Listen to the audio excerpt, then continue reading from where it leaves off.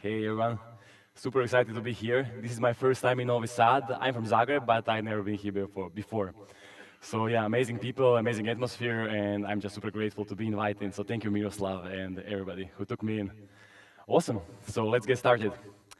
First of all, I will just repeat my name. Oh wait, oh wait, we have a I think I know. No, I get a sound, boop, but nothing. Flips. You see? You see some kind of, I don't know. I mean, the screen is obviously fine. Let's see. Seems like it's on my laptop level. I'm just. Yeah, that. But I never. Okay, so this works. This is great. But buttons are.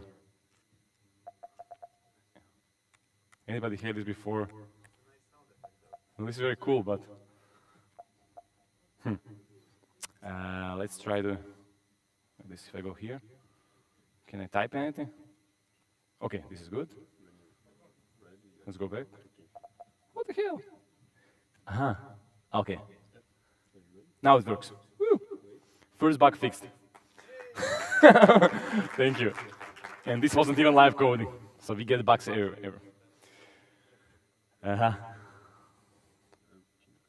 Yes.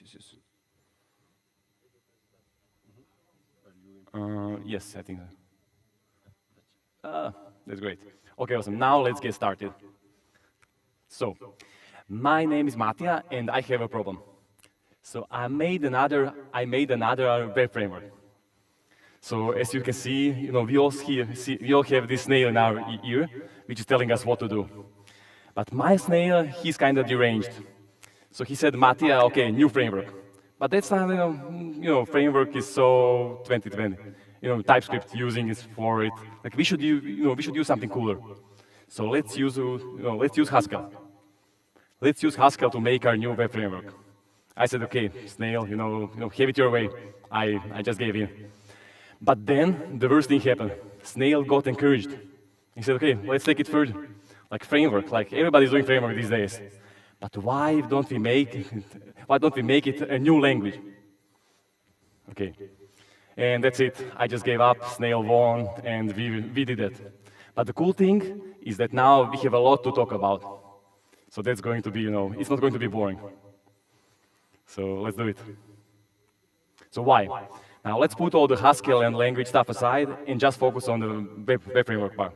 So why in this day and age would you make a new web framework? Because everybody is making fun of it. It's like a meme today.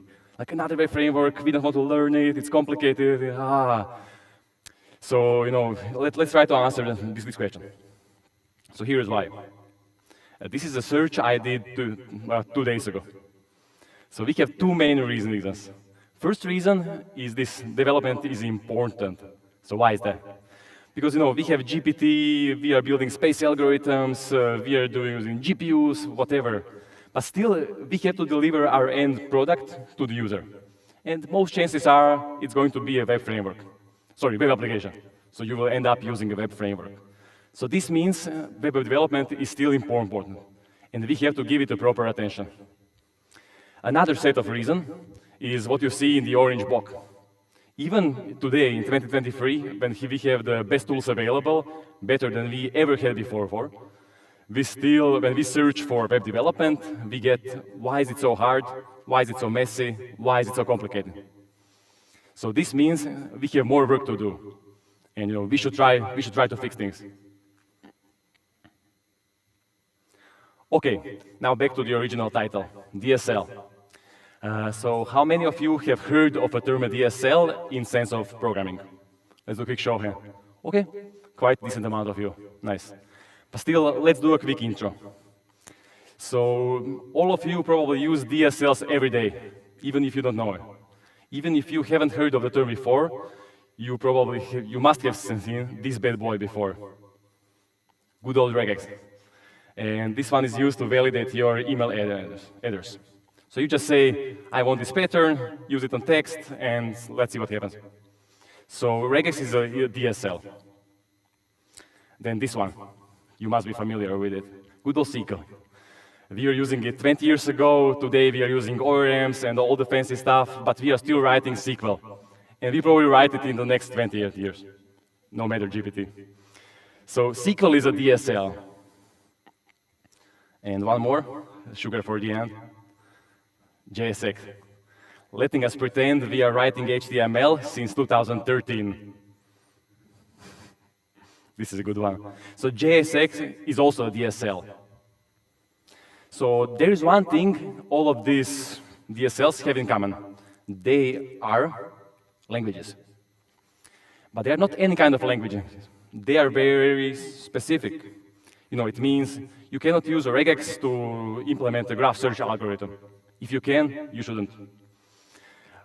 Similar for SQL, it's only for database. For JSX, it's only for rendering your layout. So they are specific for a particular domain. So this is actually what a DSL stands for. So it's a domain-specific language. So we just discovered the mystery. Yay, DSL. Let's go on. Okay, again, why? You'll see it's my thing. I love asking why questions and then answering it myself. So I'll keep doing that. So why? We see there are DSLs, there are new languages, but why would you do that? In which case do you decide, yeah, let's make a new language? Because making a new language, it's pretty hard. You have to make a whole new tooling, make people learn it, use it, adopt it. There is work around. So when does it pay off to actually do it? Let's see. So there is one thing. This. I'm also big on movie references, as you will see. There's going to be more of them. So DSLs are useful when it's not really that you can't handle the implementation, it's more that you don't want to. Because typically there's like a magical thing about DSLs. You can just say what you want and not how. You just say this is what I want and you take care of it. Basically giving away the responsibility. So let's back to our examples and see how that works. Okay, regex. We know validating email addresses, and the cool thing is, like you are saying what, not how. You just say, I want this to be validated, I don't care in which order, which algorithm do you use, whatever you do, just give me the final result. So let's imagine there weren't regexes, and you were just using JavaScript for it, or any language. So you would have write something like this. So this is the whole algorithm. You have to write the order of checking, algorithm you're using, splitting here, checking domain parts, checking TLD. So it's much more work than just using regex or DSL. Let's go to SQL. There is a very cool thing about SQL. So maybe you haven't known, I haven't before, but SQL has this very cool planning step. So when you define your query, just saying, I want to have all people younger than 25, take it from this table, SQL is actually going to do a plan before executing your query. And it will do it according to your database structure and size. So it's going to keep changing as your database changes. And it's very cool. Because it's almost like a route optimization problem. It will decide, which table to visit first, which sorting algorithm to use, which indexes to use. So it's super helpful. It's almost like having a senior engineer sitting in your SQL and deciding what to do for you. So it's very powerful. Awesome. And to our final example, JSX. So we all know the value of it. We don't have to write this. Now it looks kind of simple, but imagine having this on a bigger structure of, DOM element. So we don't care, is it virtual DOM, whatever, we just write our HTML and it happens. So this is also why DSLs are useful. Cool. So now we have seen all this, and let's move on. So first reason why DSLs are useful, you'll say what you want, not how. You can take a photo if you want. This is a tweetable moment. Another one. Let's imagine a situation. We come to the past, and we bring the developer to the future. So let's take a SQL developer. We take the guy from 2006, bring him today, teleport him. Chances are he's going to be fine. He will see like a bit new keywords, some new best practices, some stuff, but it's going to look familiar. He will catch up, have a normal life, have children, get married. He'll have a good life. But now let's imagine the other poor guy. We brought somebody from jQuery and threw him today in the life. Chances are he's going to first start using jQuery. Everybody's going to make fun of him. He'll go home crying and become a database administrator. Maybe he will get married, maybe not. We don't know. So that is the lesson with DSLs. So tweetable moment number 2, good DSLs are like Keanu Reeves. They age really well. So the thing is that DSLs are describing a domain, not the implementation. And if the domain doesn't change that often, the DSL is not going to change that often. So, and jQuery's implementation, it changed a lot, it changed fast. So this is also one benefit of DSLs. Let's go. Okay, now back to our original topic. We described DSLs, what they are, why they're used. Now let's get back to web frameworks. Let's try to marry these two concepts to get together. So why would you do this? DSLs are typically good for problems which are kind of easy to describe, easy to imagine, but can be hard to implement.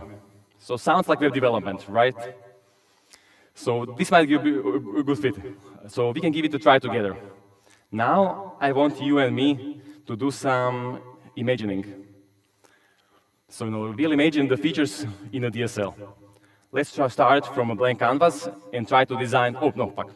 Okay. So I will take one feature as an example, which is very well known in web development.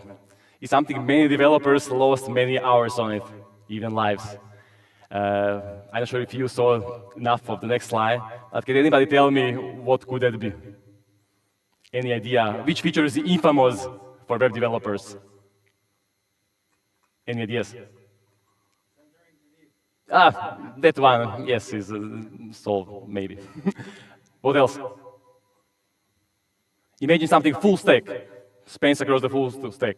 You are making a new app, what do you have to make first? We have a winner. Let me know who you are, I will get you a t-shirt. Yeah, awesome. Let's go on. So yeah, it's the infamous, scary Smot. Or as his mother would call him, Smauthentication. So this is a movie reference to smog. I got feedback, some people didn't get it, but I'm sure you got it. So I will tell that to my team.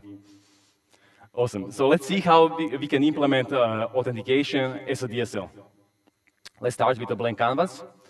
And I'm a JavaScript developer. I will just try to start something similar to JSON.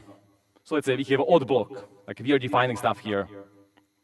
Okay, so first thing we have to do, like we probably have some methods of authentication. It might be like username and password, Google, LinkedIn, whatever. So this makes sense to list here. What else can we add?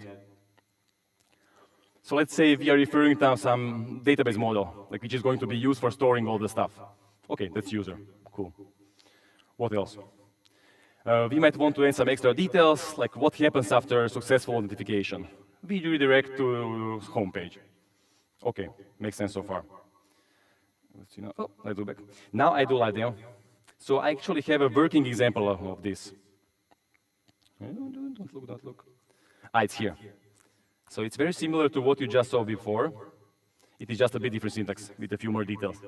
But kind of looks familiar, right? And here it is. I go here. I have a special app I prepared for today. Wait. Okay, cool. And we have what we said. We have username and password, and we have Google.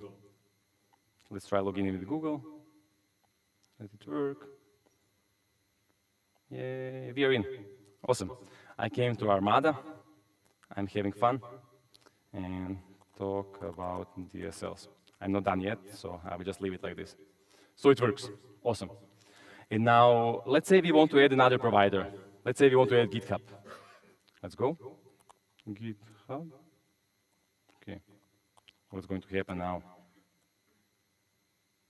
Oh, now we have two of them. So, so we just told to DSL what we want, and DSL took care of it. So we have full stack feature of GitHub authentication, just from a single line. Let's use it. Let's see if it works. I haven't tried this in a while. Oh, we are in. Use GitHub to log in. I love finishing tasks, so let's do it. Yay. Okay, this was the demo. Back to the presentation. Let's do more. Let's try to image. We are back with this. Okay. So I'm not sure what is the causing this. I will just go here. Maybe like this. If I go out of full, does this help? Yes.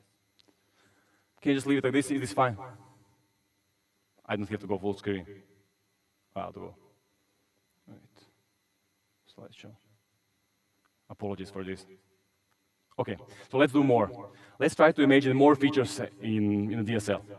So for example, let's say we want to have like a global app definition. We start with the title, some database, like we're using Postgres, for example. We have our auth block here, and that's kind of it for the start. Like, what else can we have? We can also describe our data models. So this is very similar to any data model definition, like if you're using Prisma or something else. So this also works as a DSL. We are not stuck anything yet. But what about here? We are defining our page. We have a page dashboard. We have a route where it lives. And that's all cool, declarative. But what about the view part? How do we define the layout of our page? Are we now going to invent a new language for it, our DSL for it? We could. But it kind of sounds complicated, right?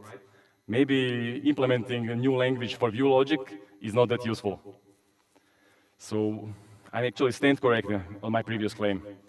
We shouldn't imagine all the features as a DSL. It is only some of the features which make sense to be used in a DSL. So for some things, it's better to use the existing languages, actually existing DSLs, right here. So why don't we use, for our component definition, view definition, JSX? That's a perfect fit. We have a DSL, and we use another DSL. Everybody's doing their job, and that's perfect. Okay, let's move on. So this is like a final declaration of our app that we have. We defined the intersection, title, database, auth, we have page, we have data models. Cool. So we have a whole high-level declaration of our app in a single language, single file. This is pretty nice to see. I think we have demo again. Let's go back to demo. So I will show you the code a bit now. Again, we have our example here. So this is here. We have our app, auth, routes, pages. It's possible to do. And I mean, I kind of showcased how the application works. So I'm not going to do it again. Cool?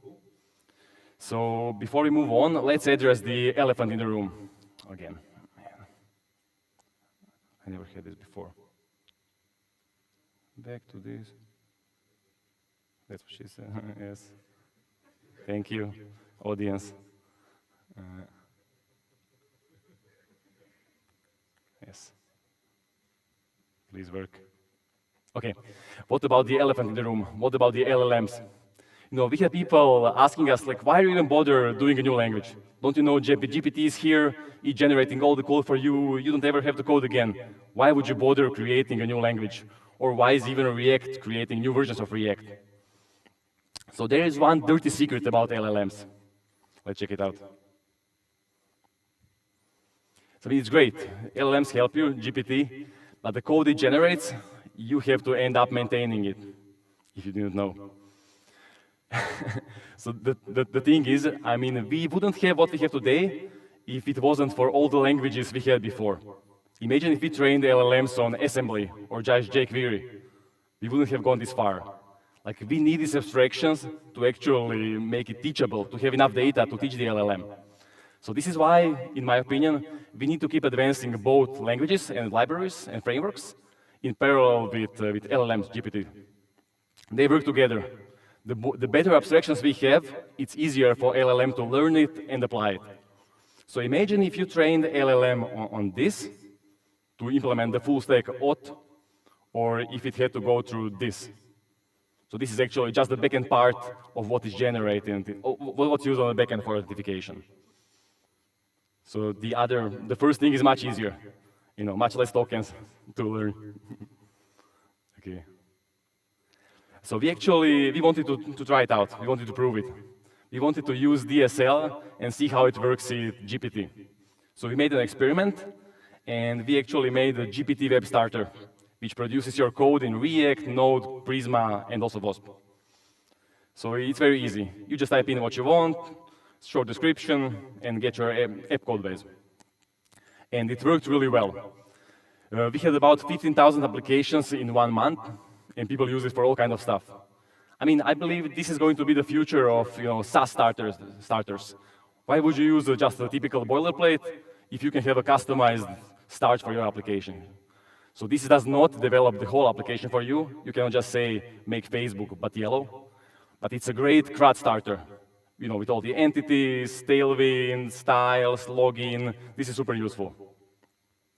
So it worked even better than we expected. Cool. So in case you didn't know, all of this is actually Wasp. Yay, surprise. So shortly about us. So how Wasp works. This is very high-level definition. So we have React, we have Node, we have Prisma, almost all DSLs, and Wasp is like a glue between of them, doing all the stuff that you would have to do manually otherwise. This is a bit more lower level definition. So what developer is doing, they are writing their files on the left side. So you have your Wasp configuration that we saw, and you are writing your React components and Node backend logic. And then Wasp compiler, DSL compiler, takes it in and produces the full stack application. So right now we are supporting React and Node, but we can exchange that for other technologies in the future. That is the plan. I also wanted to show you a bit what happens under the hood.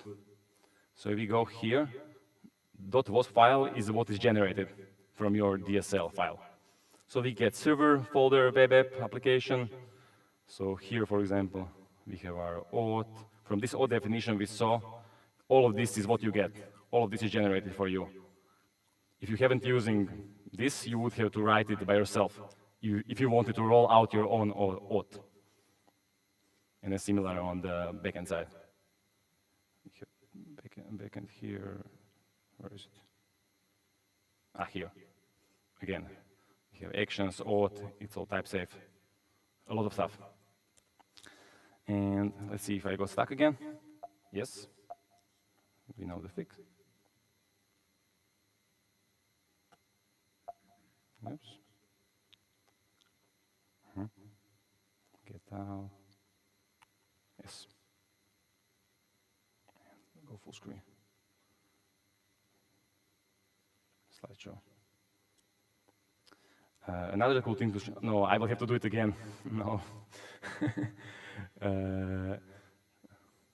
Wait. So we have this cool kind of side feature we recently added. So if you write Wasp Studio, you can just run it like this. Actually have it here.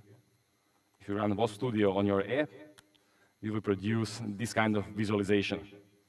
So this is kind of visual, representation of what Wasp sees, what the DSL sees. So it's similar like, SQL Planner we saw. It sees the elements of your web applications. Like this is application, using SQLite, using these auth methods. It has routes, pages, entities, data models. So all this knowledge DSL has before it actually spits out all the code. So it can do all kinds of optimizations for you. Like, have logs, no logs, developer version and production version.